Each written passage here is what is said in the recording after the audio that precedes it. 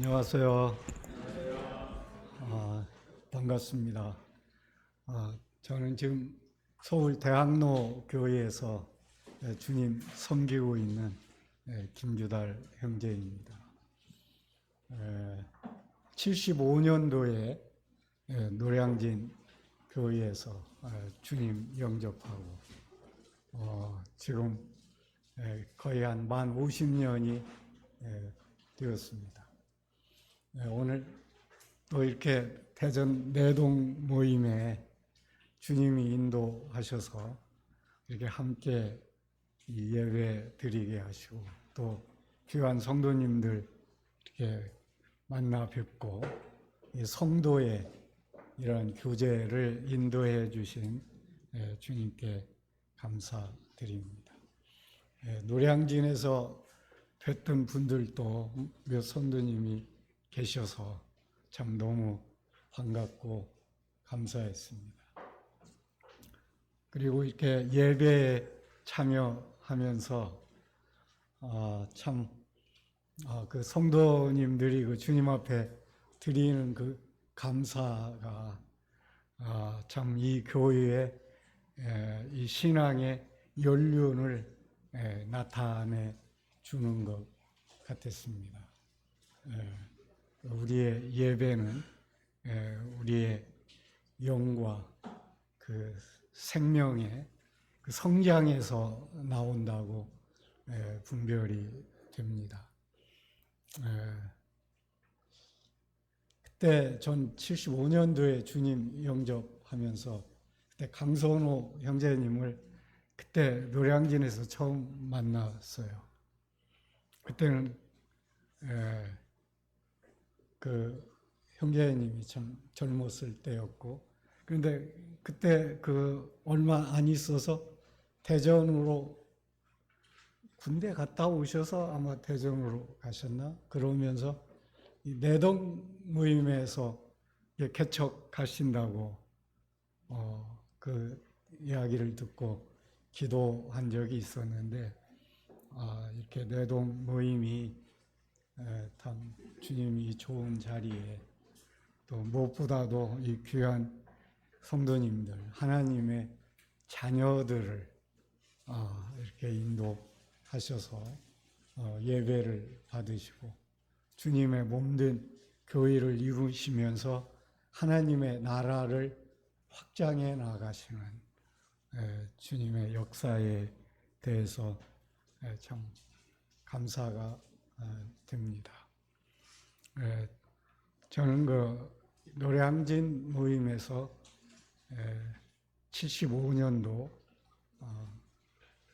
이제 주님을 영접했고 그 후에 이제 인천의 부평교회 그리고 서울의 동대문교회, 서울 북부교회 그리고 인천 연수교회 그리고 중국의 북경교회 그다음 다시 인천 연수교회로 와서 서울 북부교회에서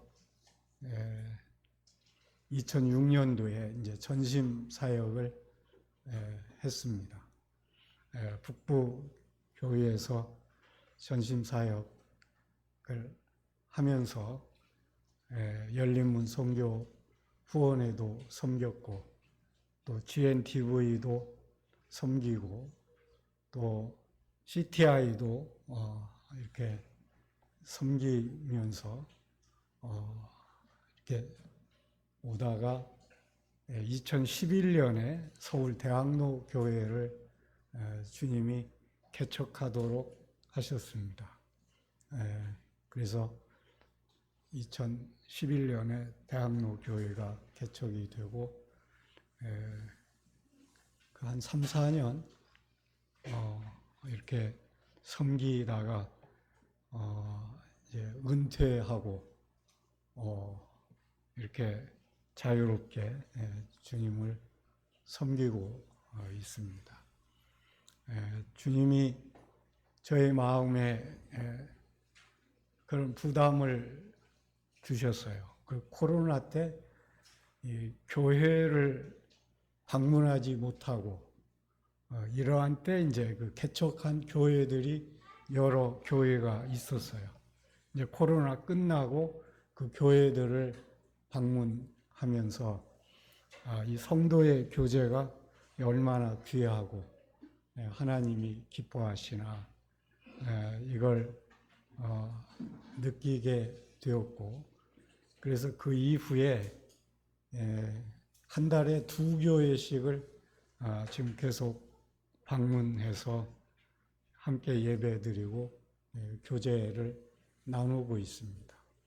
그래서 지금 81개 교회를 방문했고, 여기 82번째 대전 내동 모임을 오늘 주님이 인도해 주셨습니다. 마침 고향에 성묘차 왔다가 어제 계룡에서 하루 묵고 오늘 이 내동 모임에 우리 성도님들과 이런 귀한 만남, 교제를 갖게 돼서 너무 감사하고, 또 저를 이렇게 맞아주신 성도님들께 감사드립니다. 우리가 참 주님을 영접하면서 우리는 주님과 하나된 이 생명이 되었다는 것, 그리고 주님 안에서 주님의 생명으로 태어난 자녀들과 한 몸 지체라는 것. 그래서 이 땅에서 그리스도의 몸을 이루고 그 몸을 자라게 하는 이러한 성도들이라는 것. 이것이 참 감사했고, 제가 2023년에 말레이시아에 이 브레드렌 그 국제 수양회 IBCM International Brethren Conference on Mission, 거기에 참여를 했습니다. 그때 110개국에서 1200명의 그 세계 각처에서 주님 섬기는 성도들이 그 말레이시아에 모였어요. 물론 그 전에 아시아 태평양 브레드렌 컨퍼런스도 있습니다. 그런데 이 인터내셔널 브레드렌 컨퍼런스는 그 규모나 그 참가 성도들이 달랐습니다. 그때 110개국의 성도들이 왔으니까 뭐 안 온 대륙이 없고, 각 그 인종이 다르고 복장도 다르고 언어도 다르고 그 각양각색의 성도들이 모였는데, 그때 그리스도 안에서 한 형제 자매다, 이것이 그 얼마나 그 큰 힘인가, 그리고 그것이 얼마나 큰 축복인가. 그때 저는 그 지역교회를 물어보는 성도들이 아무도 없더라고요. 그냥 어디 나라지, 어디 지역교회, 이거 물어보고 또 그 자기 소개할 때에도 한국에서 온 성도지, 뭐 한국의 뭐 노량진 교회, 내동 교회 이런 게 아닌 거예요. 그때 저는 우리가 주님 나라에 가면 다 이러겠다. 모든 민족, 언어, 문화가 다른 성도들이 하나로 나타나는 거예요. 그때 우리가 어느 지역교회에 속했다 이렇게 소개할 사람이 거의 없을 것 같아요. 그때 우리의 신분은 뭘까? 우리는 그리스도 안에 속한 하나님의 자녀들이에요. 그게 우리의 정체성이에요. 우리는 우리의 이 정체성을 볼 필요가 있어. 내가 누구인가. 그런데 아까 우리 그 사회본 형제님이 참 그 좋은 그 비유를 해주셨는데,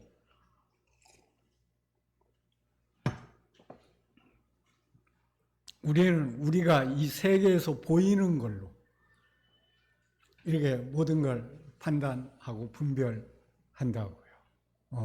그런데 실제 내가 보이는 이게 얼마나 제한되어 있나. 이걸 실제 잘 모르는 거예요. 우리의 눈이, 우리는 이 육체의 눈만 있다고 생각하는데 실제는 눈이 여러 개의 눈이 있는 거예요. 내 생각으로 보는 생각의 눈도 있잖아요. 그리고 우리 영으로 보는 영의 눈이 있어요. 우리 이 성도들은 지혜와 계시의 영을 받았다고요. 지혜와 계시의 눈을 가지고 있어요. 그래서 하나님을 알게 해달라고 사도 바울이 기도했고, 너의 마음 눈을 밝히셔서 그 부르심의 소망이 무엇이며 성도 안에서 그 영광의 풍성, 기업의 영광의 풍성이 무엇이며 그 능력의 지극히 크심이 무엇이며 이 주님 안에서 주님의 눈으로 보는 이 나, 또 성도, 그리고 이 세계. 지금 우리는 이 보이는 세계에서 살고 있어요. 보이는 세계. 근데 우리는 보이는 세계만 있습니까?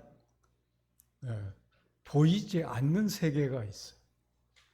우리는 마음, 생각, 실제 우리 이 바람, 우리의 영, 혼, 이거 못 본다. 실제 하나님도 영이시기 때문에 보이지 않아요. 그리고 우리가 지금 이 보이는 물질 세계에서는 과거, 현재, 미래가 있잖아요.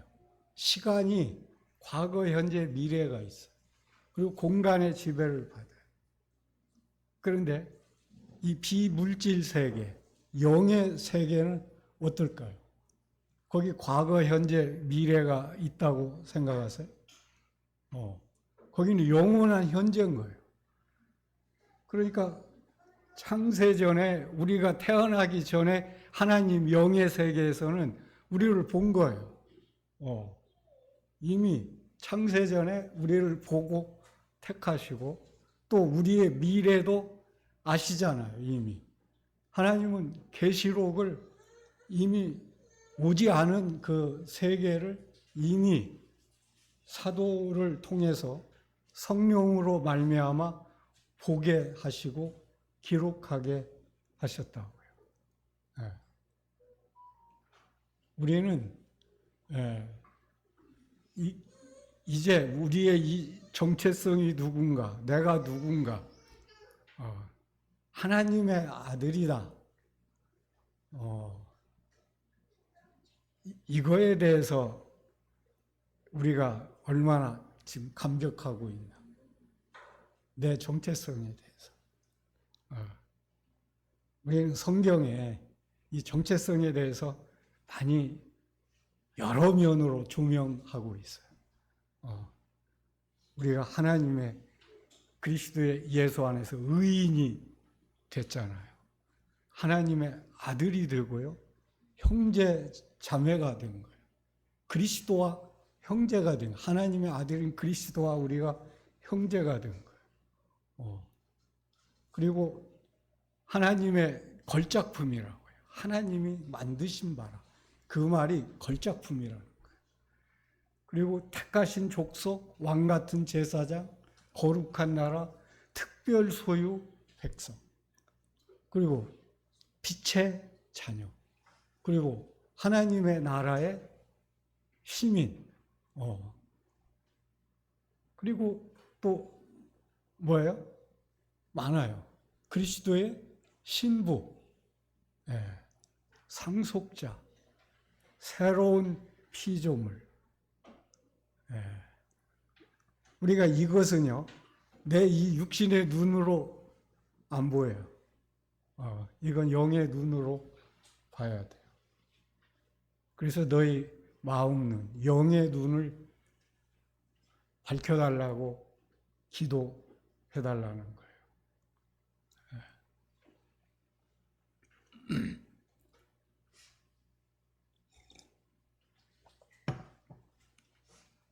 요즘에 이 양자 물리학이라는 그 학문이 발전해가지고 이 양자 세계를 연구하는.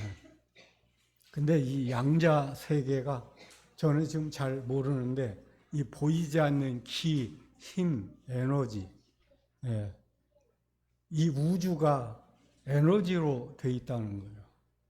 그리고 이 보이는 세계는 공간 안에 시간이 있잖아요. 과거, 현재, 미래가 있어요. 근데 이 양자 세계는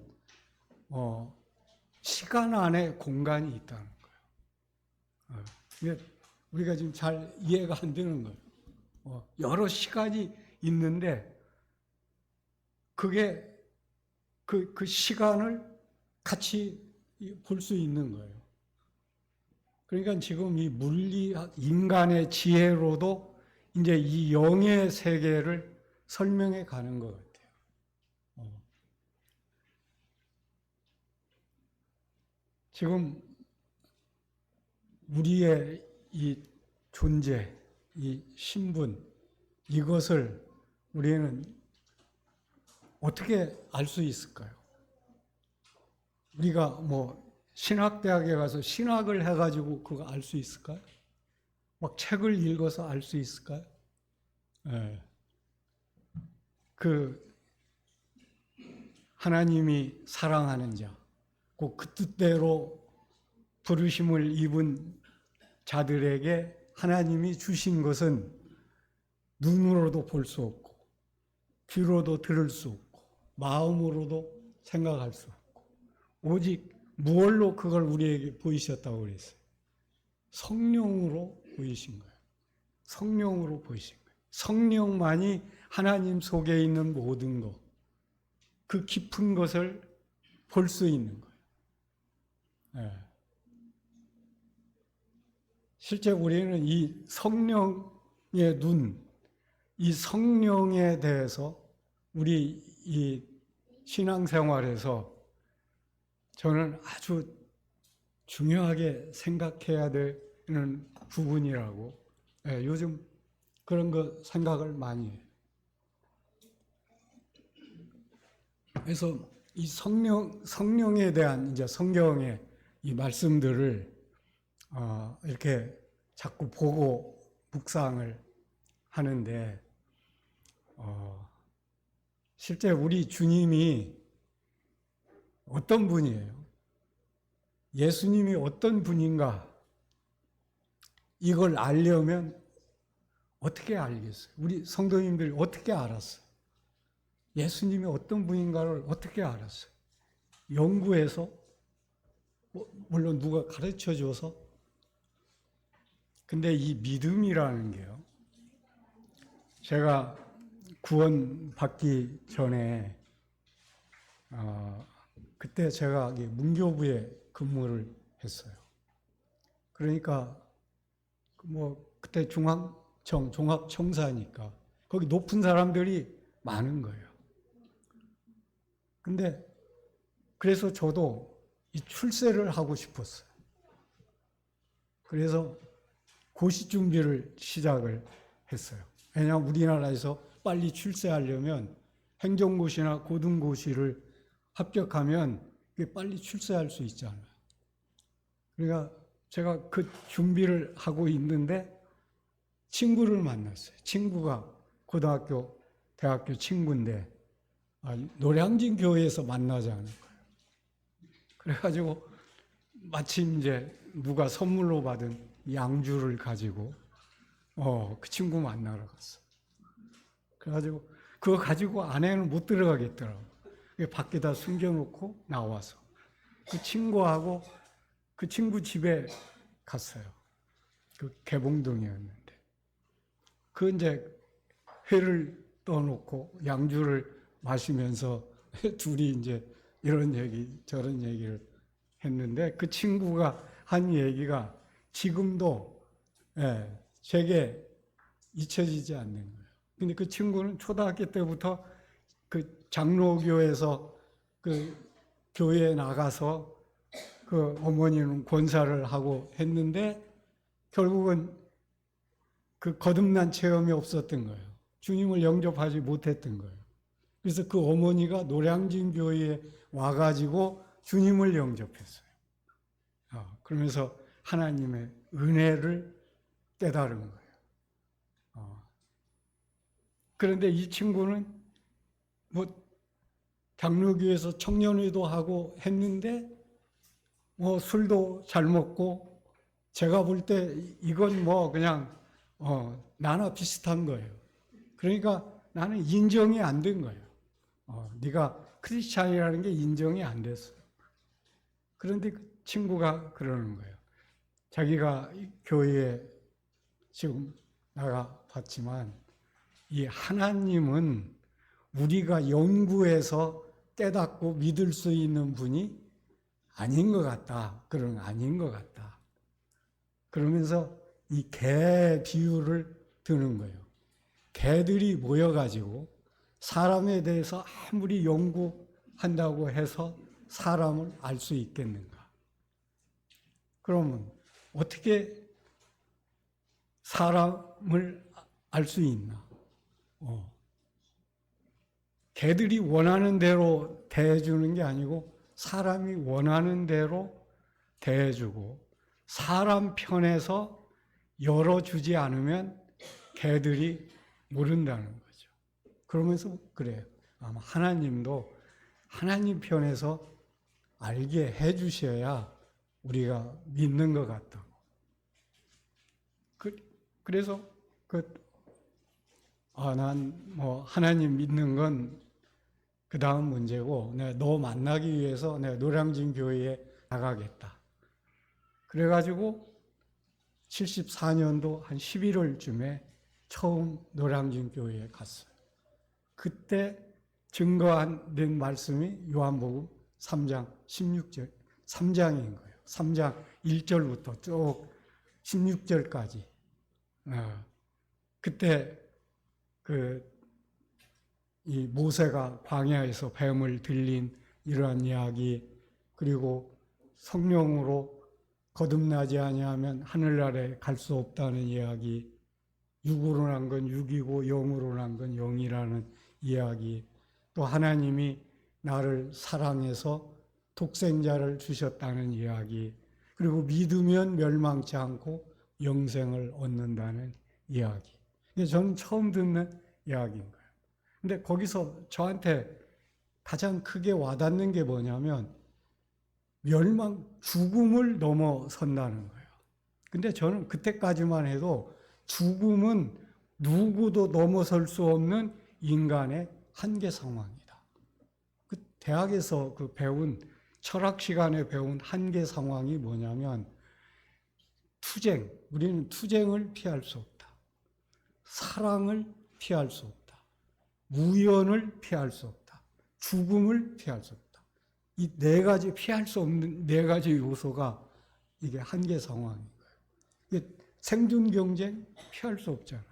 또 우연, 지금 이렇게 여러 성도님들하고 만나는 거 이거 우연이라고요. 이거 피할 수 없는 거예요. 죽음 피할 수 없는 거예요. 그리고 사랑, 우리는 사랑하게 돼 있어요. 그 사랑이 어떤 사랑인지는 모르지만. 근데 그러니까 이거 죽으면 끝나. 죽으면 끝나. 그렇지만 생존 경쟁, 투쟁은 해야 돼. 투쟁을 하려면 어떻게 해야 돼? 실력을 가져야 돼. 그러니까 실력을 쌓아야 돼. 그렇지만 죽으면 허무하고 끝나. 그렇지만 그것은 어쩔 수 없어. 이렇게 생각하고 제 인생을 살아온 거예요. 그런데 교회에 갔는데 멸망하지 않고 영생을 얻는 길이 있다. 이게 저한테 큰 도전이 된 거예요. 그래서 이거 한번 찾아봐야 되겠다. 그래가지고 제가 그 예배 나와가지고 성경을 샀어요. 그래가지고 이제 성경을 보고 그 교회, 노량진 교회 예배에 계속 참여했어요. 근데 그때 노량진 교회가 4, 60명 있었는데 참 분위기가 참 좋았어요. 거기 가면 성도들이 다 막 천국에서 온 사람들 같았고, 그 분위기에서 나도 하나님 믿어야지. 그런데 성경을 읽으면 내가 죄인이라는 거예요. 근데 그 죄를 하나님이 그 아들을 통해서 다 담당하셨다는 거예요. 그리고 그 예수를 믿으면 구원받는다는 거예요. 간단하잖아요. 그래가지고 침례상담 있다고 그래서 그거 그대로 적어가지고 간증서를 해서 냈어요. 그랬더니 가까이 온 건 같은데 아직 구원받은 것 같지는 않다는 거예요.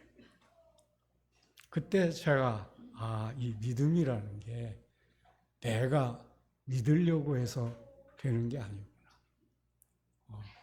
그때 그걸 알게 되고, 그때 어떤 책을 보니까 한 달만이라도 간절하게 찾아보라는 거예요. 하나님은 나를 간절히 찾는 자가 만난다는 거예요. 예수님도 구하라, 찾으라, 두드리라 그랬잖아요. 그래서 한번 해봐야지. 그래가지고 직장 근무할 때도 시간만 있으면 속으로 기도하고, 하나님 저 좀 구원해 주십시오. 근데 거기 한 달쯤 돼가지고 교회에서 뭐 전도 집회가 있대요. 일본의 우노마사미라고 그분이 이제 와가지고 노량진 예식장에서 나흘간 전도 집회를 했어요. 그 참석했는데 안 믿어지는 거예요. 그게 이제 마지막 날. 이게 이제 오늘 지나면 이제 끝나는데, 저 좀 구원해 주십시오. 근데 그때 전도자의 말씀 주제가 가상칠언이었어요. 가상칠언. 십자가에서의 7말씀. 근데 그거 하기 전에 다윗 왕이 우리아의 아내를 범해서 그를 잉태하게 하고 그걸 감추기 위해서 우리아를 전장에서 불러다가 아내하고 동침하도록 했는데 그 우리아가 어떻게 지금 동료와 부하들이 전장에서 싸우는데 내가 집에 가서 아내하고 편안하게 잠자리 하겠냐? 안 가는 거예요. 그러니까 결국은 요압 장군에게 편지 써가지고 전쟁이 치열할 때 우리아를 내가 보내고 너희들은 후퇴해라. 결국 우리아를 죽이라는 거예요. 이게 자기가 범한 그 아내와 이 불륜을 합리화하기 위해서 그 남편을 죽이는 거예요. 그 실제로 우리아가 죽은 거예요. 다윗 왕은 이제 우리아의 아내를 자기 합법적인 아내로 데려왔어요. 그래서 자기는 어떻게 보면 완전 범죄인 줄 알았어요. 그런데 하나님이 그 나단 선지자를 보내서 다윗이 그 저지른 모든 그 음행, 부정을 이야기한 거예요. 그때 우리아가 하나님 앞에 회개하는 거예요. 내가 시편 51편 내가 죄악 중에 잉태했고 하나님의 목전에서 죄를 범했습니다. 나를 무술초로 정결케 해 주십시오. 그때 그게 이제 제가 이제 보인 거예요. 내가 죄인이라고 하고, 뭐 죄인이 아닐 수 없지. 다 뭐 죄 짓고, 마음으로도 죄를 지으면 간음이라고 했는데, 또 미워하면 살인이라고 했는데, 그리고 내가 죄인이지. 그렇게 생각은 했는데, 그건 내 이성적인 생각이었던 거예요. 그때 주님이, 성령님이 너 존재가 어떤 존재야? 네가 어떻게 태어났어? 너는 죄인으로 태어난 거야. 그리고 네가 그 죄를 진 게 하나님의 목전에서 하나님은 다 아셨어. 네 마음으로 전 죄까지. 하나님의 눈은 사람의 눈하고 같은 게 아니에요. 그때 다윗이 그 회개할 때 그때 이제 제가 저를 본 거예요. 내 존재가 이런. 내가 이렇게 하나님 앞에서 이런 자였구나. 그런데 그걸 짊어지고 예수님이 십자가에 가시는 거예요. 전에는 그냥 예수님은 인류를 사랑하고 나를 사랑해서 십자가에 간 걸로 알고 있었는데 그게 아니더라고요. 내 죄, 내가 그리스도와 함께 십자가에 가는 거더라. 그때 예수님이 그 고통받고 예수님이 그 버림받고 예수님이 목마름 받고 그러면서 나를 받아달라고 하면서 다 이루었다고 했을 때 이래서 내 죄가 예수님으로 말미암아 처리된 거구나. 그래서 그때는 내가 믿은 게 아니었어요. 믿어진 거예요. 저는 그래서 이 믿음이 내가 믿는 게 아니에요. 믿음이 오는 거예요. 믿음이 오는 거예요. 그리고 믿어지는 거예요. 그래서 그게 은혜인 거예요. 은혜. 은혜, 우리 주님의 그 성령의 도우심으로 그 말씀이 보여지고 믿어지는 거예요. 그래서 그때 이제 바로 그 다음 주에 그 다음 날이 마침 또 침례일이었어요. 근데 저는 뭐 이제 상담을 필요도 안 느끼는 거예요. 왜? 내가 구원받은 게 너무 확실한 거예요. 그 침례복 준비해가지고 가가지고 장로님들한테 얘기했더니 간증 좀 해보라는 거예요. 간증했더니 감사하다 그러면서 저보고 침례받기 전에 간증 좀 하라는 거예요. 그래서 간증하고 침례받고 그 다음부터 이 세상이 달라진 거예요. 이 눈이 달라진 거예요. 이제 내가 보는 눈이 아니고 하나님이 보는 눈, 말씀의 눈으로 이게 이제 보여지기 시작하는 거예요. 그러니까 말씀을 가까이 하지 않을 수 없는 거예요. 예배 드리는 게 그렇게 좋고 감사한 거예요. 그 다음 주일부터 저 감사에 참여했어요. 그러면서 이제 주님을 알아가고 섬기면서 실제 여러 교회를 주님이 인도하시면서 저는 이 교회의 부흥에 대해서 그런 거 열망이 있었어요. 내가 섬기는 교회는 부흥해야 돼. 부흥하려면 기도해야 된다고. 하여튼 부흥과 기도가 항상 연결돼 있어요. 그래서 저는 기도책을 많이 읽었어요. 그리고 선교에 대한 책도 많이 읽었어요. 그리고 그분들 따라서 해보려고. 그러니까 80년대 초에는 우리 성도들이 뭐 선교, 제자 양육 이런 건 거의 생각을 못했어요. 근데 저는 그때부터 선교를 위해서 기도해야 된다고 생각했고 제자 양육을 해야 된다고 생각을 했어요.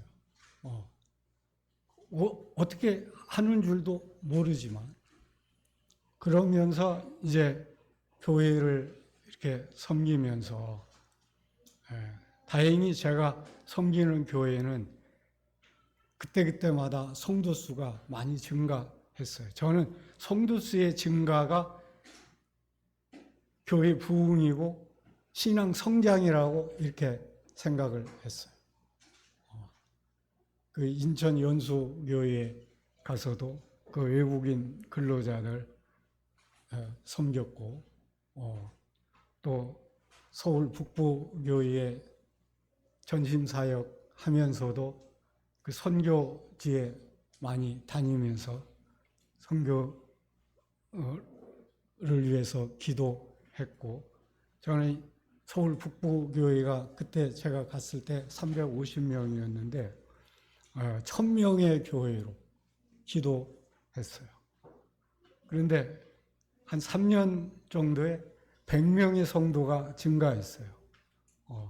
근데 그때 이제 기도하면서 기독교 학교를 세워야 되나, 국제교회를 세워서 섬겨야 되나. 근데 기독교 학교는 우리 이상은 형제님이 기도하고 계시는데 제가 기도하는 것보다 더 훨씬 더 좋은 거예요. 그 이상은 형제님이 그 일에 부르셨구나. 근데 저는 이제 국제교회를 하려면 서울의 중심에 장소를 얻어야 되겠구나. 그래서 먼저 기도처를 얻어가지고 거기서 한 7개월을 기도했는데 주님이 그 바로 기도처 부근에 집회 장소를 얻게 하시고 또 성도들을 인도해서 7개월 만에 대학로교회가 개척이 된 거예요. 그래서 이제 외국인 유학생들, 저는 국제교회이기 때문에 외국에서 온 사람들, 또 외국에서 온 우리 한국인들, 유학생들 이를 위해서 기도를 했는데 지금도 유학생들이 모이고 있어요. 근데 이제 청년들이 이제 많이 오게 됐어요. 근데 대학로 교회를 개척하면서 제가 이 눈이 이제 달라지기 시작했어요. 아까 우리 형제님이 참 그 좋은 거 교제를 하셨는데 우리 신앙 성장은 이 눈의 크기하고 비례하는 것 같아요. 아가서에 보면 처음 구원받은 성도가 눈이 비둘기 눈으로 이렇게 나타나요. 그러다가 눈이 비둘기가 돼요. 커져요. 그 다음에는 눈이 어떻게 되냐? 연못이 돼요. 연못이. 그러니까 우리 지금 이 사람도 우리가 태어나잖아요. 태어나면 어린아이, 갓난아이들이 있잖아요. 갓난아이들 눈하고 10살짜리 눈하고 20살, 30살, 이 노인된 성도들의 눈하고 같을까요? 눈은 눈이지만 보이는 시야가 다른 거예요. 성도의 영적인 성숙이 이 눈의 시력, 시야를 통해서 나타난다고 봐요. 전 대학로 교회를 개척하면서 제가 주님 앞에 기도한 것은 그때 그 연합이라는 걸 깨달았어요. 우리 문영건 형제가 그리스도와 연합, 이것을 그 책을 썼어요. 그 책을 봤는데 이게 제 이 눈이 달라지는 거예요. 저는 그전에는 내가 주님을 위해서 열심히 살아야 되겠다. 일을 해야 되겠다. 어떤 성과를 내야 되겠다. 그래서 내가 하나님 앞에 가서 상급을 받아야 되겠다. 이런 생각이었거든요. 그러니까 막 일에 관심이 있었던 거예요. 선교하는 일에, 교회에 막 부흥하고 뭐 하는 일에. 그때 GNTV도 그래서 설립한 거예요. 어떤 형제가 그걸 4년 동안 기도했는데 아무도 관심 하지 않는다는 거예요. 그게 뭐야? 그랬더니 TV로 복음 전하는 거라는 거예요. 그러면 TV로 복음 전하려면 TV 방송이 있어야 되는데 그거 엄청난 거잖아요. TV 방송. 그런데 컴퓨터 가지고 될 수 있다는 거예요. 그래서 그거 한번 해보자. 그게 뭐가 필요하냐고. 그랬더니 사람 하나가 필요하고 한 1,000만 원 정도 시작 그 준비금이 필요하다는 거예요. 그 어떤 형제한테 우리 모임에 이런 형제가 있어. 그랬더니 그 형제가 그런 형제가 있어요? 그러면서 그 형제가 누구예요? 그랬더니 전화 번호를 알려주니까 바로 통화하고 그 다음날 제가 1,000만 원 보냈어요. 그리고 그 한 명 이 인건비 그거 보내고요. 제가 그 차도 제가 쓰는 차 거기서 쓰라고 보냈어요. 그렇게 해서 JNTV 시작된 거예요. 그러니까 저는 이 일에 관심이 있었어요. 그런데 이 연합이라는 걸 알게 되면서 이 십자가가 새롭게 보였어요. 십자가가 우리는 죄와 허물을 담당하고 주님이 피 흘리시고 죽으셨다. 그랬는데 십자가에서 죽은 게 또 뭐가 죽어요? 옛사람이 죽잖아요. 이 내 자아가 주인 노릇하는 옛사람이 죽는 거예요. 그게 침례의 의미인 거예요. 그리고 세상이 죽어요. 세상. 우리가 지금 살고 있는 이 세상이 십자가에서 죽어요. 그리고 육신이 죽고요. 율법이 죽어요. 율법이 십자가에서 죽어요. 우리는 율법이 뭔가? 근데 우리는 구약 성경에서 가르치는 십계명이 율법이라고 생각했는데 실제 율법의 본질적인 의미는 하나님의 말씀을 내가 이루려고 하는 거예요. 내가 순종해서 이루려고 하는 거예요. 그게 갈라디아 교회였던 거예요. 우리는 신앙 생활하면서 이 말씀을 내가 순종하려고 그래요. 내가 순종하려고. 이 순종이 잘 되나요? 네. 순종해야지. 잘 안 되네. 다른 사람도 잘 못해. 이렇게 자유하면서 하는 거예요. 근데 그 율법, 내가 말씀 순종하려고 하는 그 율법적인 내가 십자가에서 죽는다. 그 십자가에서 죽은 게 또 뭐예요? 사탄이 죽어요. 사탄이. 그리고 사망이 죽어요.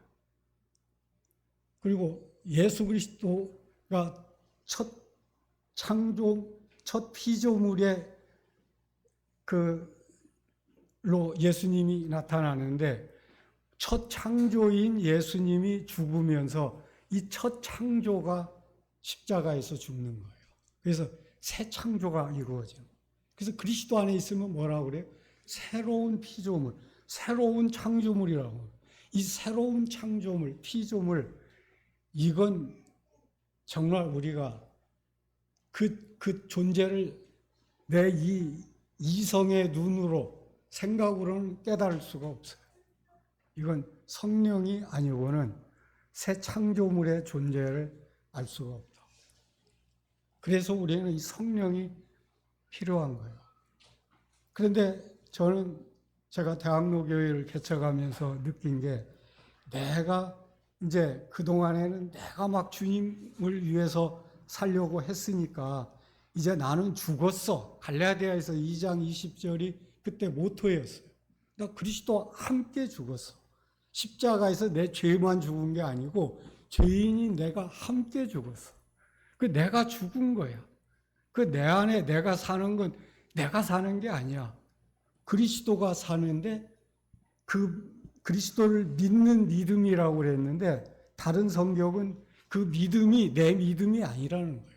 그리스도의 믿음이라는 거예요. 믿음도 내 믿음이 아닌 거예요. 네. 그래서 저는 대학로교회 성도들을 그리스도로 사는 삶으로 인도하려고 그걸 계속 가르쳤던 거예요. 그런데 그게 가르침으로 되는 게 아니더라고요. 내 자신이 그 삶이 안 나오는 거예요. 성도들이 왜 형제님은 그렇게 열심히 가르치는데 형제님에게서는 그리스도로 사는 삶이 안 나타나는 것 같다. 그때 저는 나타나는 줄 알았어요. 내가 잘 가르치면 나도 그런 사람이 되는 줄 알았어요. 근데 그게 아닌 거예요. 그때 그걸 깨달으면서 어디에 문제가 있었는가? 내가 주님을 위해서 살아왔더라고요. 주님을 위해서 뭔가 하려고 했더라고요. 이게 내가 하려고 했던 거예요. 근데 성경은 뭐라고 그러냐? 네가 죽었어. 그리고 네 안에 누가 살아? 그리스도가 살아. 그리고 그리스도의 믿음으로 살아. 그리스도가 자라야 돼. 그때 제가 신앙 성장이라는 것을 처음 보게 됐어요. 아, 내가 그리스도로 태어나가지고 태어난 것만으로 이게 내가 완성된 게 아니구나. 나는 구원받으면 완성되고 하늘나라 가고 모든 게 이루어지는 줄 알았어요. 근데 그게 갓난아이로 태어나는 거라. 그러면서 우리의 사람이 태어나는 것도 하나님이 사람의 아들로 태어났잖아요. 그분이 바로 30세 예수님으로 태어나서 구속사역을 한 게 아니잖아요. 그분도 어린아이부터 젖먹이부터 자란 거예요. 그래서 30세에 그분이 하나님의 그 일을 이루신 거예요. 우리가 이 신앙 거듭나면 그걸로 완성된 게 아니구나. 이게 태어났구나. 이제 자녀구나. 그 성경을 보니까 이제 그 사도 바울이 심었고 아볼로는 물을 주고 하나님은 자라게 하고 하나님의 나라는 밭에 씨를 뿌린 것과 같은데 그게 밤낮 자고 깨는 동안에 자라서 이삭이 되고 열매가 맺고 그리고 요한 1서 2장에 보면 자녀들아, 아이들아, 청년들아, 아비들아 이게 나오는 거예요. 교회 안에 자녀들이 있고요. 아이들이 있고 청년들이 있고 아비들이 있어요. 이건 우리는 이 육체의 연령이 아니에요. 영의 연령인 거예요. 근데 자녀들의 특징이 뭐예요? 너희가 죄 사함 받았음을 알았으며 죄 사함 받은 거 알면 이게 이제 자녀로 태어나는 거예요. 그 다음에 아이들아 내가 너희에게 쓰는 것은 너희가 아버지를 알았으며 아버지를 알아. 우리가 태어나면 처음에 부모를 알아봐요? 못 봐요. 못 봐요. 그다음에 젖을 먹으면서 자라서 이제 엄마 아빠 조금씩 배워가면서 너댓 살 되면 이제 조금씩 아빠 엄마를 알아가요. 근데 부모를 알아가는 정도가 5살짜리, 10살짜리 중학생, 고등학생, 대학생 또 결혼한 사람 전부 다르죠. 아버지를 아는 정도가 달라요. 부모를 아는 정도가 달라요.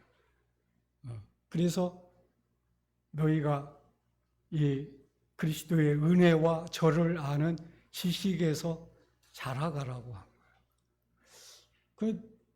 나는 제가 장로고 나는 영적인 아비지 이렇게 생각했어요.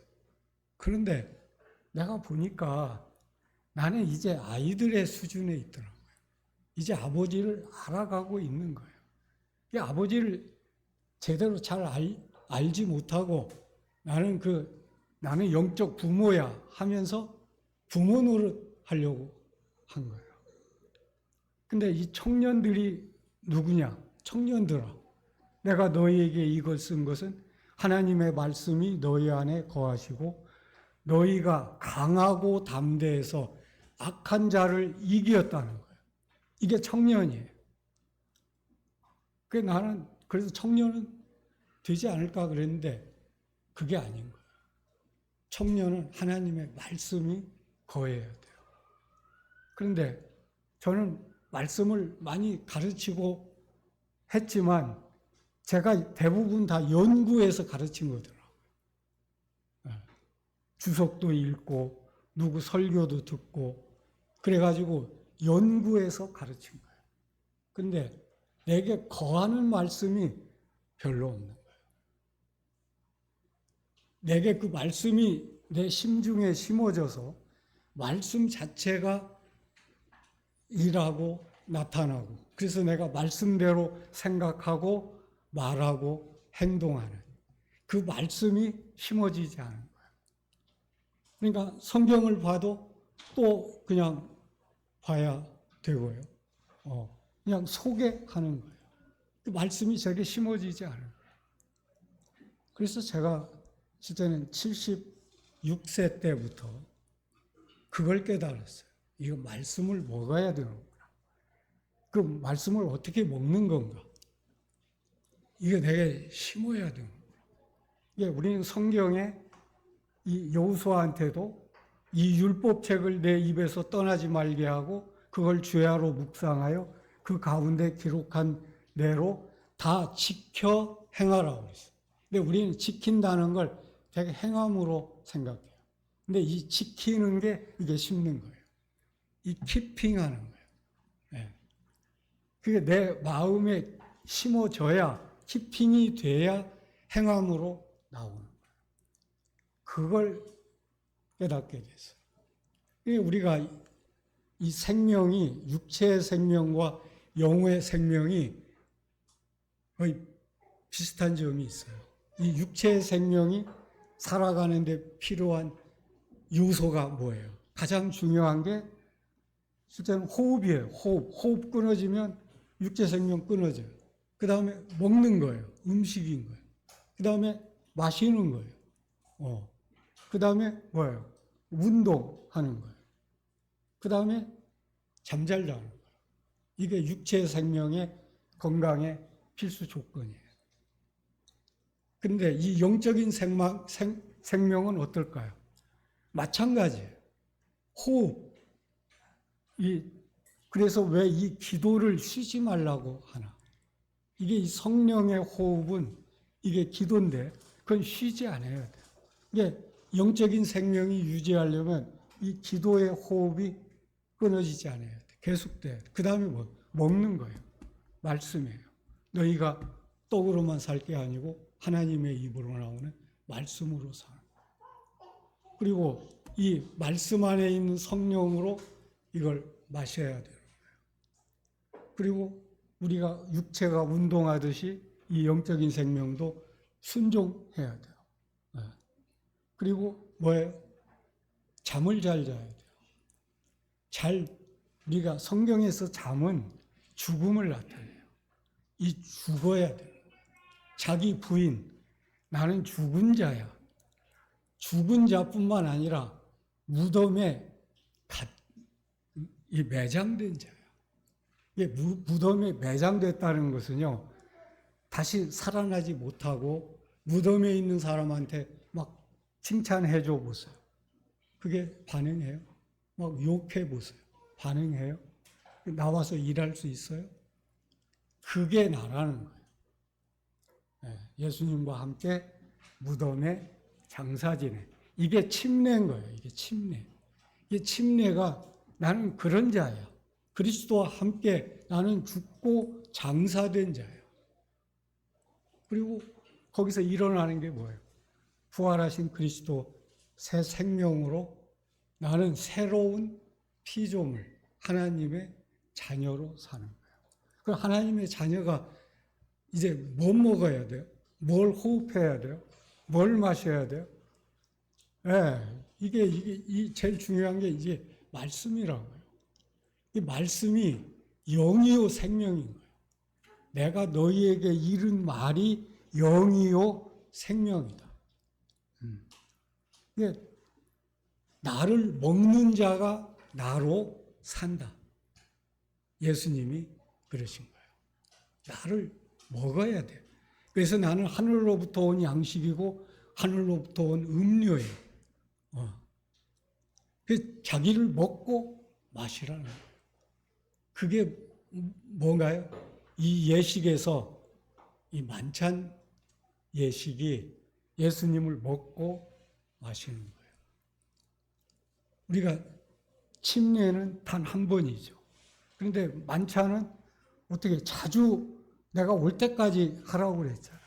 그러니까 너희가 이 하나님의 자녀로 살려면 나를 부지런히 먹고 마시고 호흡하고 내 안에서 자라야 돼.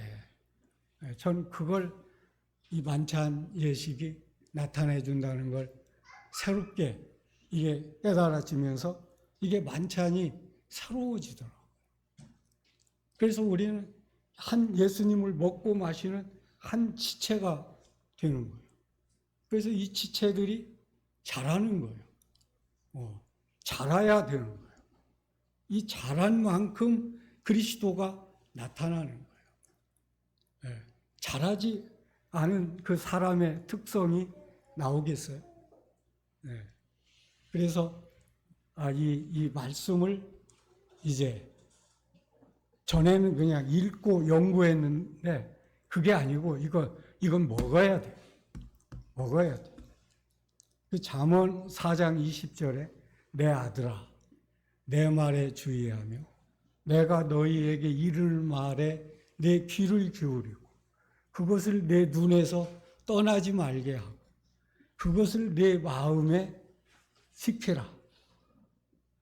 그리하면 그것이 내 생명이 되고 온 육체의 건강이 된다. 온 육체의 건강이 된다. 무릇 지킬 만한 것보다 내 마음을 지켜라. 생명의 근원이 마음에서 나온다. 이 마음을 내가 지킬 수 있어요? 이 말씀이 주님이 성령이 지켜줘야 된단 말이에요. 그러려면 어떻게 해야 되냐? 이 말씀을 귀를 기울이고 눈을 고정하고 그걸 입으로 먹어서 간직해야 되는 거예요. 이것을 이제 하기 시작하면서 제가 이 성령이 어떤 분이구나. 정말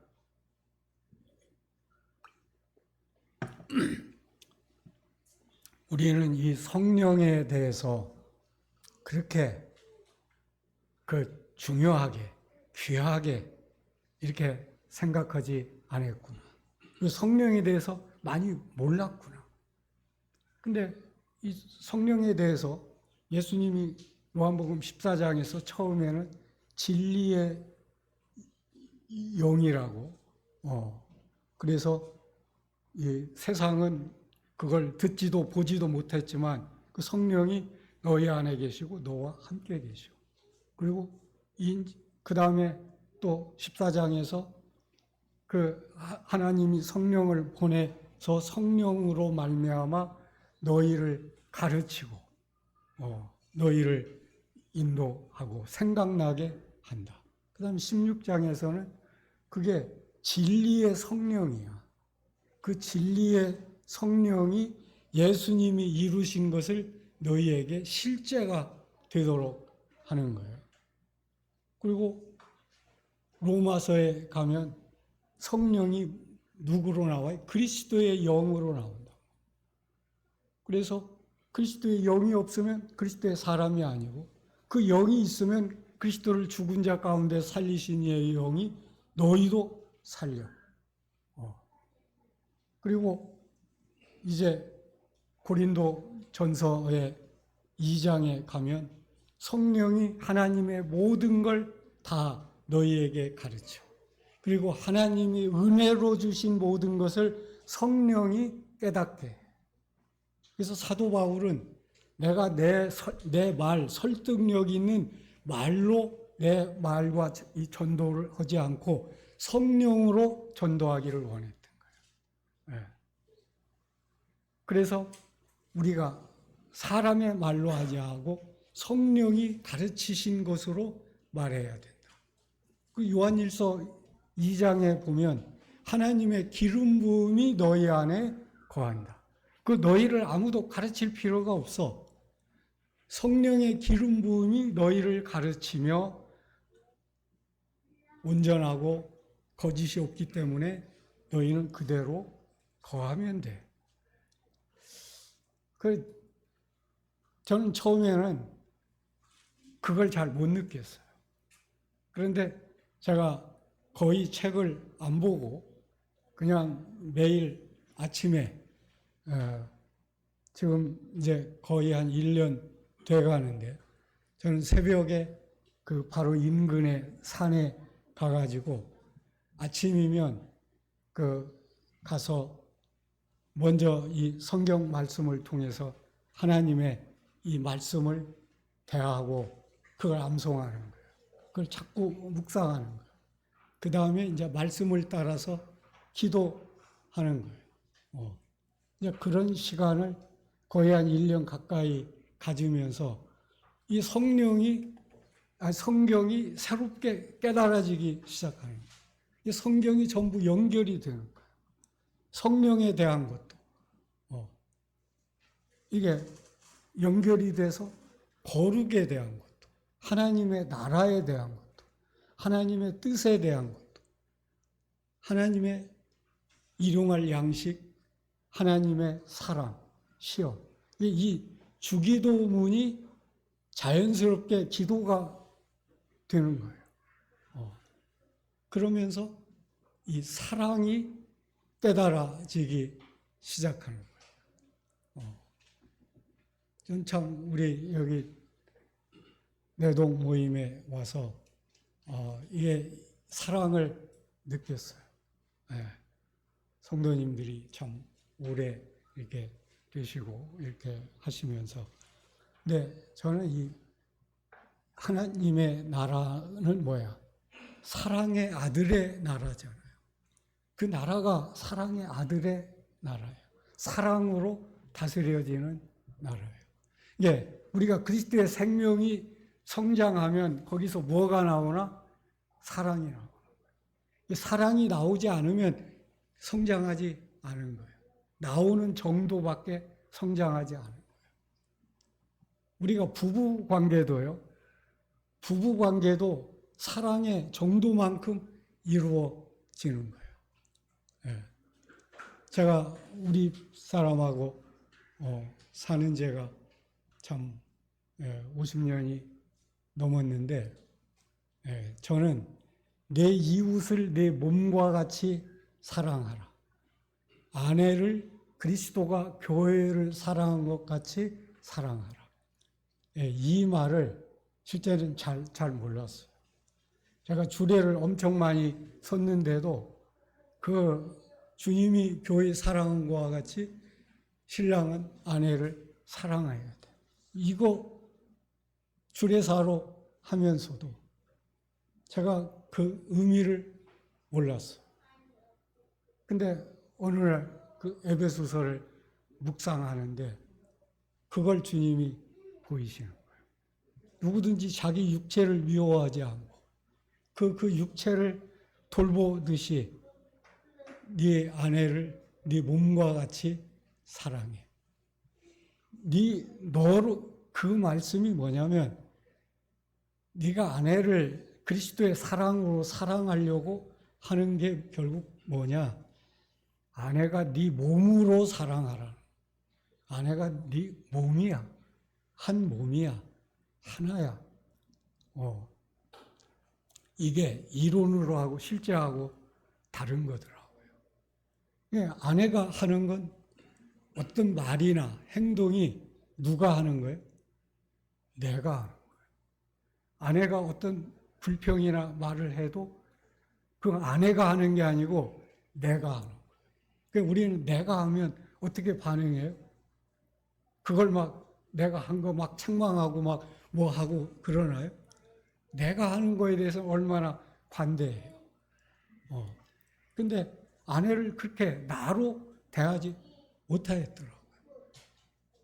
아내와 내가 분리된 가운데서 내가 아내를 사랑하려고 한 몸으로 하나로 여기지 않은 거예요.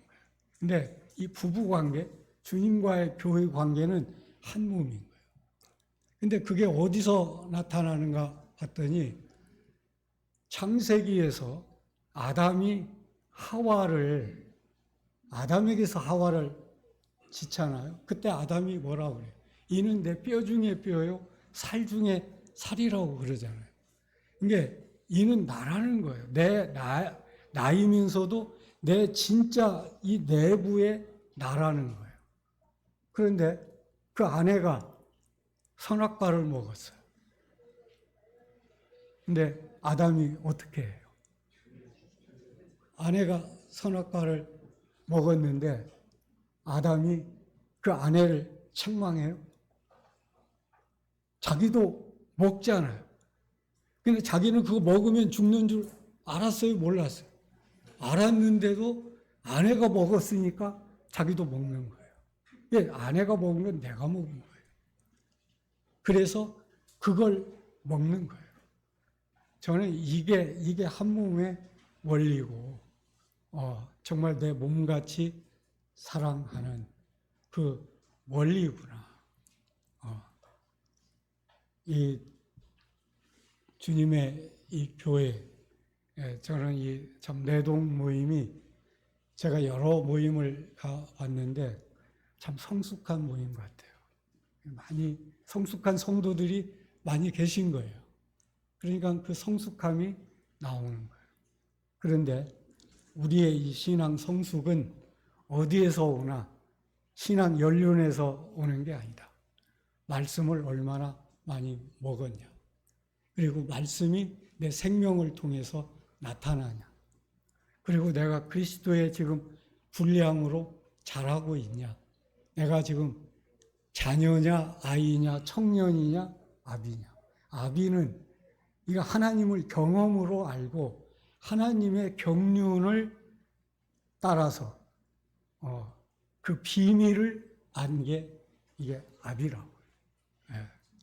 그리고 우리가 그리스도의 앞으로 심판대에 나타나서 거기에서 각 사람이 행한 대로 심판을 받는데 우리가 어린 양의 신부로 나타날 때 우리는 막 주님이 오시면 막 나도 신부로 지금 나갈 거야. 그런데 성경에 보면 어린 양의 신부에 조건이 있어요. 세마포 옷을 입어야 돼요. 세마포 옷을 입어야 돼요. 세마포 옷이 뭐냐? 성도들의 옳은 행실이라고 그랬어요. 그리고 저들이 하나님의 말씀들이다. 이 말씀이 된 자들이라는 거예요. 이 말씀을 먹지 않고 어떻게 말씀이 되겠어요? 그래서 저는 우리가 같이 지금 믿음의 경주를 하고 있잖아요. 표대를 향해서 그리스도 예수 안에서 하나님이 위에서 부르신 부름의 상을 향하여 지금 우리가 가고 있는데 그걸 격려하는 게 뭘까? 우리가 그리스도의 생명으로 자라는 거예요. 먼저 태어나야 되겠죠.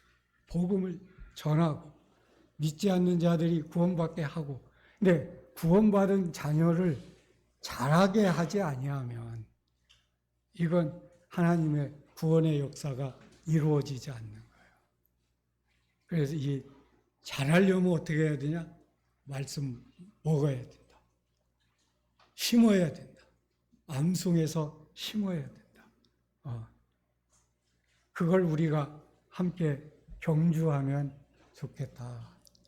그래서 제가 시간이 참 너무 많이 갔는데 우리 성도님들에게 이렇게 와서 그걸 좀 전해드리고 싶은 거예요. 우리 내동 모임 성도들이 그리스도의 장성한 분량으로 자라고 머리 대신 그리스도에게까지 자라고 그리스도로부터 각 마디를 통하여 도움을 받음으로 연결되고 결합되어 각 지체의 믿음의 분량대로 그 몸된 교회를 세우고 사랑 안에서 스스로 세운다고 그랬어요. 그러한 역사가 우리 내동 모임에 함께 하시기를 바랍니다. 기도하고 마치겠습니다. 하나님 아버지 감사합니다. 참 이 사랑하는 주님의 교회, 그리스도 안에서 피로 사신 교회, 그리스도의 그 거룩으로 나타나는 이 교회를 통해서 우리 주님이 예배를 받으시고 또 성도의 교제를 통해서 사랑을 받으시고 또 성도 안에서 자라가시는 우리 주님께 감사와 찬양을 드립니다. 참 우리 사랑하는 성도들이 하나님의 아들을 믿는 일에나 하는 일에 하나가 되어 온전한 사람을 이루어 그리스도의 장성한 분량으로 자라게 해 주시옵소서. 그리고 그리스도의 신부로 단장되어서 그리스도가 나타날 때에 어린 양의 혼인잔치에 함께 참여할 수 있도록 인도해 주시옵소서. 사랑하는 교회에 주님의 사랑이 풍성히 임하고 나타나므로 이 주님의 교회에 더 큰 부흥이 임하게 해 주시옵소서. 주님 사랑하시는 대전 내동 모임을 주님과 은혜의 말씀께 의탁하오며 예수님의 귀하신 이름으로 기도드리옵나이다.